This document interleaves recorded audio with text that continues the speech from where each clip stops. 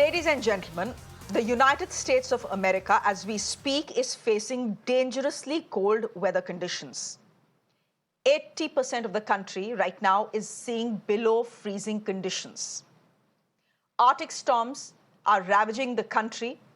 In fact, the country has been pushed to temperatures with minus 45 degrees in some parts. Needless to say, travel has become next to impossible. Yesterday, ladies and gentlemen, yesterday, 3,000 flights were cancelled, 9,000 flights were delayed in the US, both national and international. But did we see the chaos, anger, and frustration in American airports that we saw here in India over the weekend? Roughly at the time that the Arctic blast was wreaking havoc at travel plans in the US, the Great Fog had hit North India. On Sunday, which many people are now calling Black Sunday, 600 flights were delayed and 76 flights were cancelled at the Delhi airport. What ensued was complete chaos and harassment of passengers. 17-hour delays, 8 hours locked inside planes, constant lies on the part of airlines, and crew that simply didn't know how to communicate with passengers. It ended with a harried passenger slapping the first officer of a flight when he came to announce yet another delay. Ladies and gentlemen, how is it that American aviation has managed to deal with record-breaking Arctic storms with their dignity intact, but Indian aviation's reputation has been fogged out? It's not like flights didn't get delayed or cancelled in the US. They did. But they simply handled communicating with the passengers much, much better. They ensured that passengers knew well in advance that their flights were being delayed or cancelled. What was the problem if Indigo, India's biggest airline, did the same? What was the problem if Air India did the same? Now, if I'm paying on an average 10,000 rupees for an economy seat from Delhi to Mumbai, it's the least I expect. I'm spending 10,000 rupees.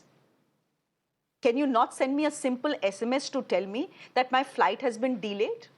And when I get to the airport, is it asking for too much if I ask for transparency so that the crew can tell me and the ground staff can tell me how long my flight has been delayed for?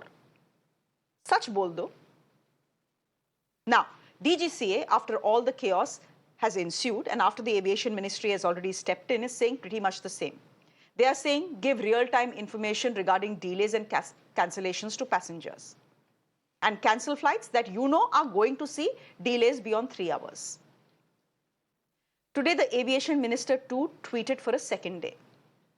He's saying, A, that war rooms will be set up in 6 metro airports to address issues with passengers. He's saying that sufficient CISF personnel will be made available. And more importantly, he's saying that both ends of Delhi's Olney Cat 3 runway have now been made fully operational today. There was one part that was not functional, that has also been made functional today.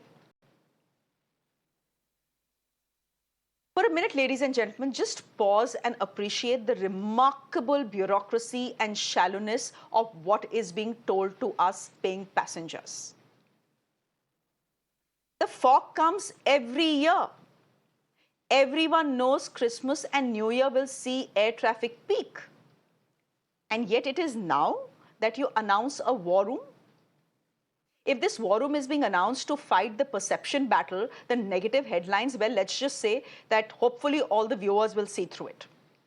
We are also being told that enough CISF personnel will be made available.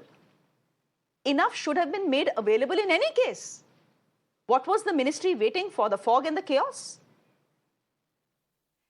And let's not even get started on the Olney runway in India's busiest airport, Delhi, which has only been made fully operational today. That is after the crisis and the chaos is over. Question is, why is the second one still not operational? You have one, why is it not operational? Why does the ministry and the DGCA wake up only once a crisis has hit? And this is not a crisis that you don't see coming. You see it coming because it comes every year with regularity.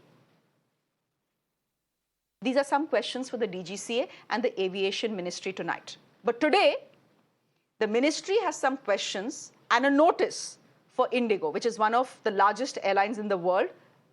And the notice is not just for Indigo, it's for Mumbai Airport as well.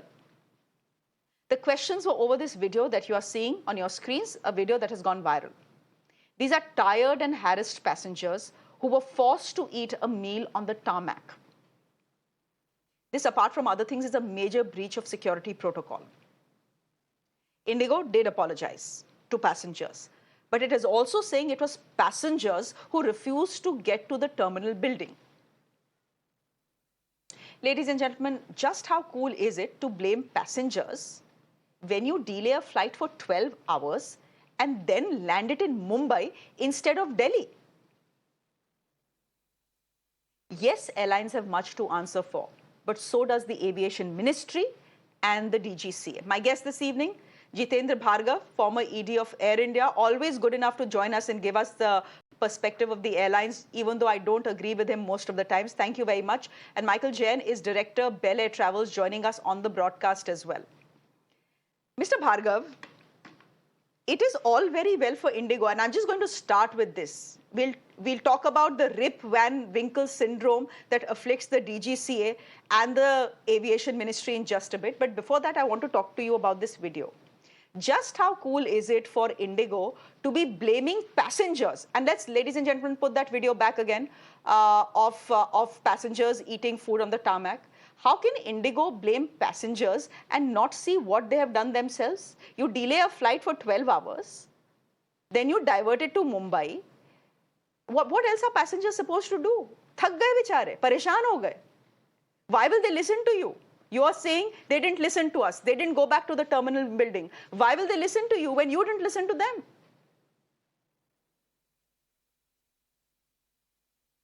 Priya, it's a fact that after a 12-hour delay at Goa, passengers are bound to feel frustrated.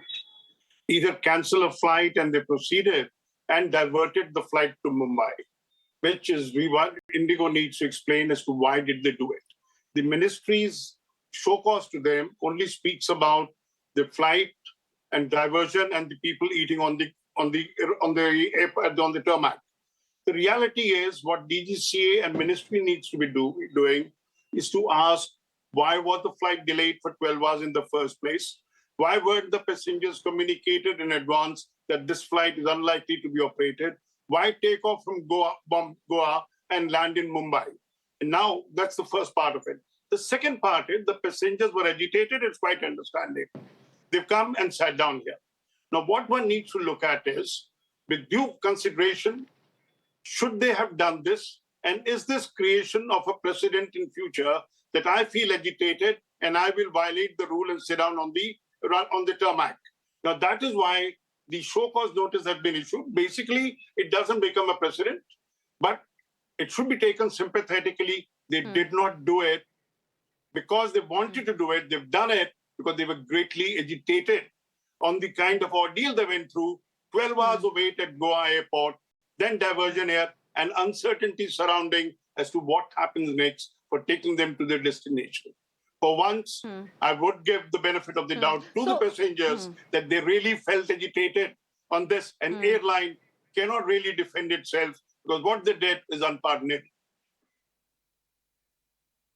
You know, what the airlines has done is unpardonable, and it's not just Indigo. Indigo is the big boss of Indian aviation. We understand that. It has 65% of the market.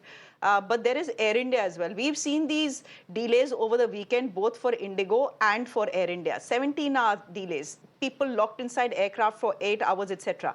Therefore, Michael Jain, just coming to the conversation, when you see all the SOPs being issued today by the Civil Aviation Ministry, when you see all the guidelines being issued yesterday by the DGCA, when you look at these guidelines, what is it that you think to yourself, apart from the fact that this is too little too late?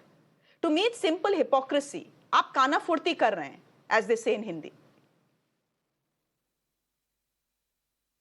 That maybe it's a little too late because especially this happens every year.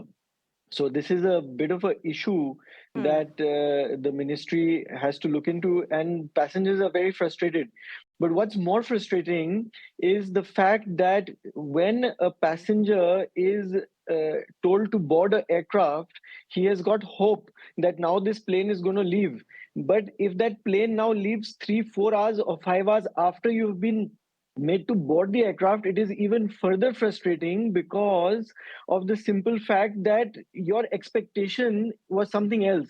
So I think the big issue here is that airlines have to manage passengers' expectations, and I think yes, these SOPs will help because it's a lot about information sharing. But I think expectation management is very, very critical for passengers to remain calm. Now, you mentioned something about US. The advantage that US has is that the Met department can predict storms. Unfortunately, we are not able to predict fog as well. So therefore, there is some benefit of doubt. But the reason why airlines do not cancel the flight is because if they cancel it, they have to give full refund. If they take it delayed, even if it is 10 hours delay, they don't have to give a refund. So I think this is what the airlines are using, and I think it's too little, too late. It's a every year issue, and I think much stricter norms have to be put in place so that this doesn't happen and passengers are not frustrated Okay. the way they have been over this last weekend. Jitendra Bhargav, then I want to speak to you about the SOPs that were issued yesterday. Be transparent, give real-time information on delays and cancellations to passengers. This is an SOP that, by the way, the DGCA is issuing. Is this an SOP that anyone should have to issue, given the fact that this is something that should be the norm?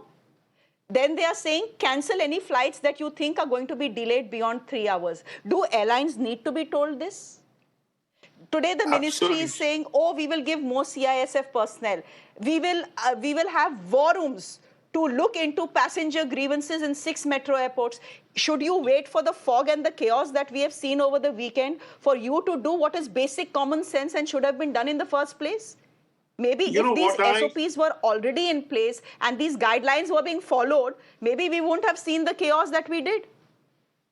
You know, what I basically find is that the chief executives of the airport as well as the airlines seem to have abdicated their responsibility to the Ministry of Civil Aviation. Why should the minister intervene, prod airlines to get back? And as you said, that the runway has been made operational on the prodding of the ministry today. Why couldn't GMR, which manages the Delhi airport, could have done it yesterday or done it in advance, or publicly announced, made a public statement that it will be made operational this day? If it can be made operational after minister's intervention, what was the delay? We want to know about it. And likewise, from the airline perspective, that is there a coordination cell that we are talking about it? At all airports, this was a standard practice that you have a body of all airlines managed by the airport. Now, what has the body done to basically lay down the guidelines and said, this is the emergency situation. If we face, then this will be our resolution. I see no reason why the ministry should be forced to intervene in these matters because it affects them politically. The airlines need to be taking the responsibility. They can't abdicate their own responsibility here.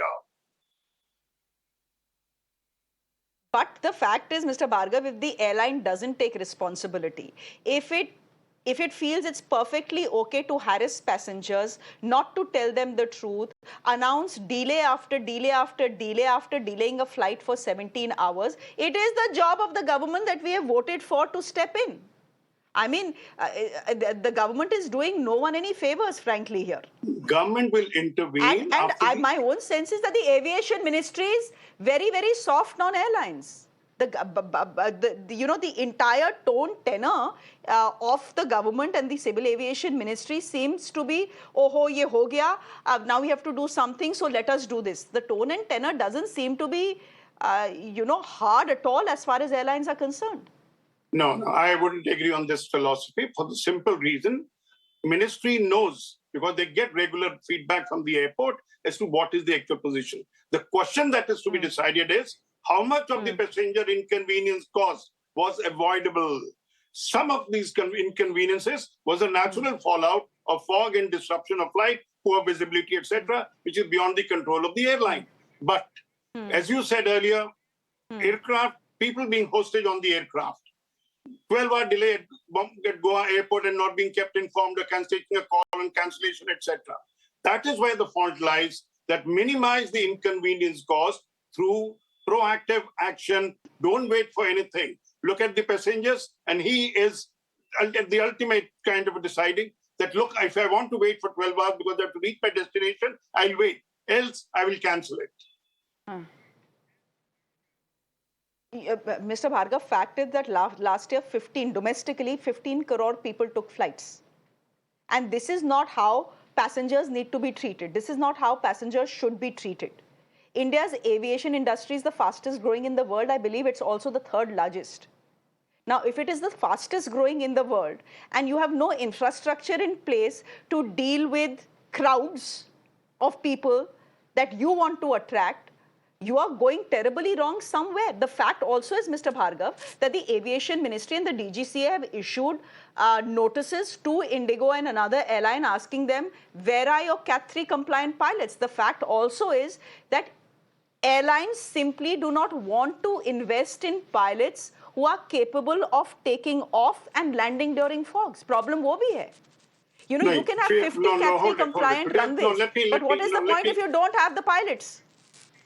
The question is, pilots, Cat 3 trained pilots need to be there. There's no denying of that aspect. Can Indian aviation get the numbers that they want? The answer is no. Indian aviation industry is in growth mode. 133 new aircraft got inducted in 2023, which means about 2,000 additional pilots got trained to fly these aeroplanes. Can you ground a regular pilot doing the normal service for training of Cat 3 pilot, impact their normal schedule of flights? So it's a situation. Now, DGCA has done its part of issuing a show cause notice to seek information from the airlines. Airlines will submit their information, and should they find that there is deficit, there was deliberate lack of training, not to invest in training, etc., take them to task. But the reality of 133 aircraft being inducted in 1 year, which is the highest ever in the Indian aviation industry, 2,000 additional pilots taken, shortage of pilots has been witnessed when Akasa Airlines were poached by both Air India and by Indigo only 4-5 months ago, impacting their flight schedule, is clear testimony that you need pilots at this stage, and you cannot really ground them and submit them for Cat 3 training. So there is a lacuna, there is a shortfall, and there is a reason of a sense of priority that airlines have drawn up. And let ministry be the final arbiter in this, whether they were right or wrong. Because if they had cancelled the flight, ministry would have pulled them up. When you cancel flight, the fares go up. So there is a whole lot of picture to be taken and a 360-degree perspective taken before taking a final call who is guilty for the mess that was created in Delhi last Sunday. Well, as far as the passenger is concerned, there is only one entity who is guilty, that's the airline. Michael Jain, are these just teething troubles, as Mr. Jitendra Bhargava is saying, or is this dadagiri? We control 65% of the market. ठीक है, we are getting some bad headlines, negative headlines, but so what? Where is the choice that passengers have? वापस तो हम ही पे आएंगे. You have hit the nail on the head. The fact is that we only have 4 airline groups in India. And again, I'm coming back to your discussion about the US. There are about 25-30 airlines in the US. So today, if a passenger is unhappy with an airline in the US, he can go to another airline that's giving a better service. In India, we only have 4 groups of airlines, and the choices are very limited. And some airlines have much higher market share than the others. So what happens is, what is the choice? Is the passenger doesn't have a choice in choosing. So the airline can be a little heavy-handed in this case, and treat the passengers as they please, which cannot happen in the Western world because there are penalties for treating passengers like this.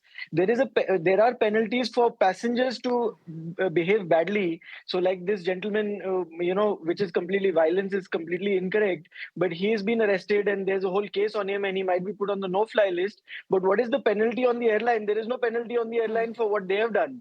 So I feel that instead of always blaming the ministry, it is not the ministry's job always, but what the ministry can do is also impose some penalty when such situations arise, because passenger comfort and convenience is what the airline is there for. So I feel a lot of work has to be done.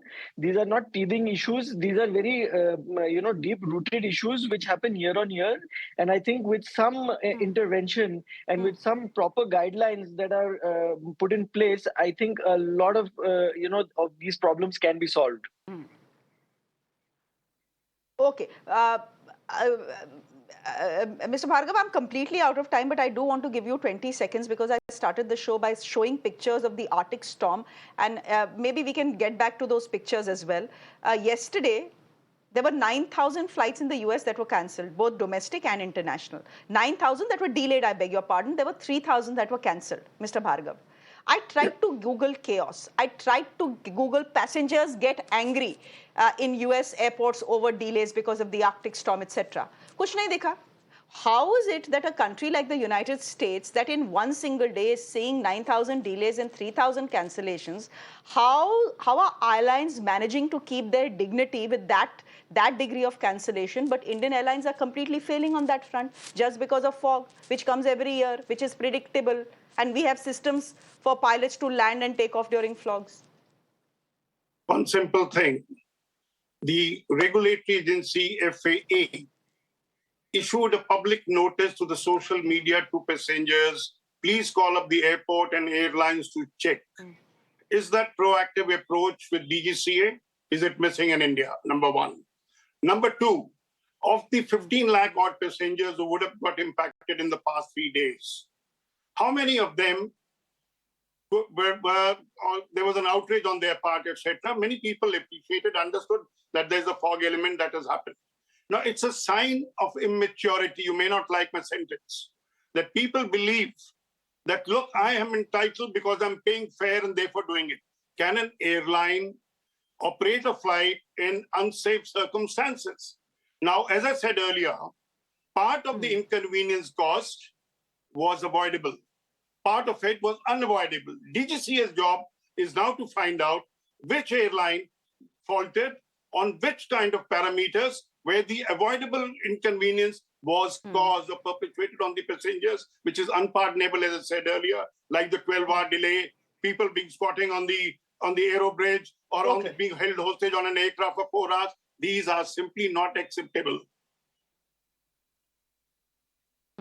What is also not acceptable is airlines not even having the decency to send a message to passengers. And if you send this message, it costs you less than ₹1, given that these are bulk messages, to passengers to say, look, your flight is delayed by 4 hours. What happens, Mr. Jitendra Bhargava, if I as a passenger get to know from the airline that my flight is delayed by 4 hours, I will come to the airport accordingly. Then you send me another message to say, okay, now your flight has been delayed by a further 4 hours. At least I won't show up at the airport and be frustrated, angry and hungry. So this My is point where is, I'm all saying, it takes is a message. My point also is that all it takes is decent, good, honest, transparent communication where our airlines fail, whether it's the fog or not. Mr. Bhargava, so that's I'm what out of the time. DGCA needs Thank to you very much. identify. Mr. Where have they faltered? I have, अरे for sir example, आज की अरे तो DGC अब तक कर क्या रहा है तो डीजीसी यही अब तो हम तक बोल कर रहे क्या हैं रहा कि है उनको सर करने की पहली बार आवश्यकता फॉग है हुआ है क्या proactive approach के पहली साथ बार में। केओस हुआ है क्या And Shreya, let me just put it here. Okay, I okay, am we'll- booked to travel tomorrow to Hyderabad at 12:20 p.m. I've got a message today from the airline cancelling my flight and giving me the option either seeking a refund or an alternate booking. I've opted for the alternate booking because I'm going for the mega aviation show in Hyderabad. I can't cancel the flight. So look at when you do not have an overload of passenger and fog kind of a delivery, the normal systems are working.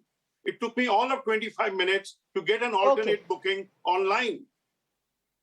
So everything is not wrong with the Mr. aviation Bhargava, industry. I'm glad you had 15 that crore experience. passengers flying, most of them are I think you had that experience because of all the outrage we have seen in the last 72 hours. Mr. Bhargava, let's get real here. I'm glad you've had that experience, but it's because of the negative headlines that the aviation industry has been attracting for the last 72 hours. नहीं तो ऐसा मेरे को तो message कभी नहीं आता when the flight is being delayed. So you got lucky. We'll leave it there. Mr. Bhargava, thank you very much. Michael Jain, thank you very much for joining us as well. Thank you very much indeed.